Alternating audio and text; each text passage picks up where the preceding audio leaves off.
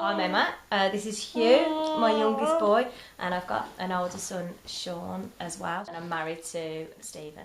Hugh's 3 years old. He has an undiagnosed genetic condition. He's got developmental delays, not able to sit or stand or crawl or anything independently yet. He has epilepsy. He's registered blind, although he can see bits and pieces. Developed pneumonia just after birth, and he went into the neonatal unit for about 2 weeks. Initially, obviously, he was so poorly it was difficult to tell anything. The main thing that raised alarm bells for me was he never gave any eye contact. He would just sleep. People try to put my mind at rest and point out that all children are different. Deep down, I was worried.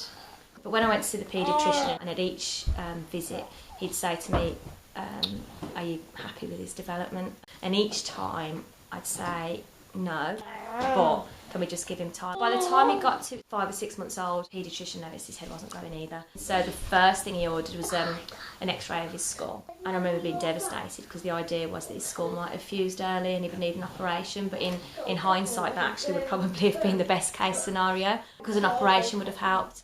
They did an MRI and chromosome analysis, lots of blood tests for I think metabolic diseases and all sorts.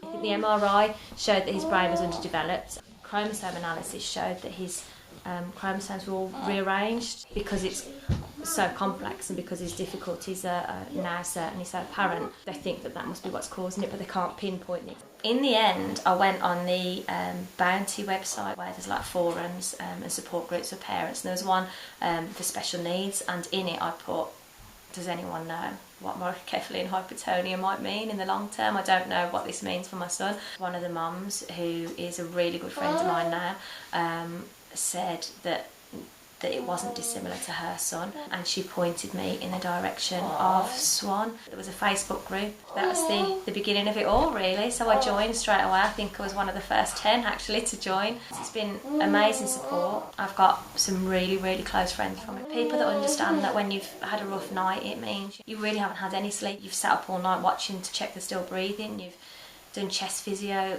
7 or 8 times in the middle of the night, or you've sat up in the bathroom with the room filled with steam just to help with their breathing, and they understand that from an emotional point of view, but also from a practical point of view. It's little things that you can ask about. What strength of Durolite do you give mixed with his milk feeds over his chews? What volume and rate do you put it through? They're like a wealth of information. They understand the smaller things that are massive milestones for us. So the first time Hugh kind of sat with his arms leaning on a table, it was on SWAN that I posted that photograph for the first time. This is massive, this is a momentous achievement for him. They all delighted in that, and we're really proud of him, just as I'm proud of all the other children when they achieve things. There might be tiny, tiny little steps for most people, but for a lot of the SWAN children, these tiny steps mean so much. What's amazing is that when I first didn't have a diagnosis, I went away thinking I was the only person in the whole world, to be honest. And now what's good to see is that more and more people realise that it's actually quite common not to have a diagnosis. There's a whole range of people now out there with children that aren't getting a diagnosis that are now being able to access support from SWAN. So it's much bigger, but so many more people are getting support, and it's great because initially the people that I made friends with lived in Newcastle and London. Now it can be more local and you can meet people face to face as well, which is great. Last summer we went to the Thames Valley Adventure Playground. It was the first time Hugh had to go on the trike, which he then got for Christmas, off Father Christmas, and he loves. But it was brilliant. It was a really nice day, really nice opportunities to meet other families in the same boat as us.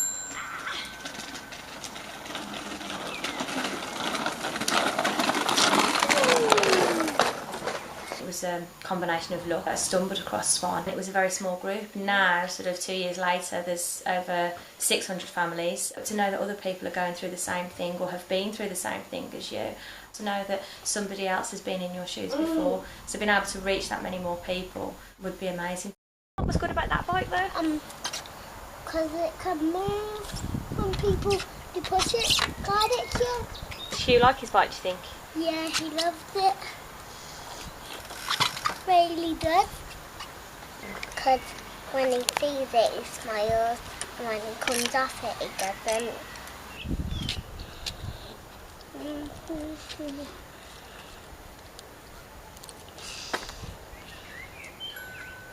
Well done, Hugh! Do that again so I can teach you. Clever boy, Hugh. You found the bell? Yeah! Are you both the SWAN UK?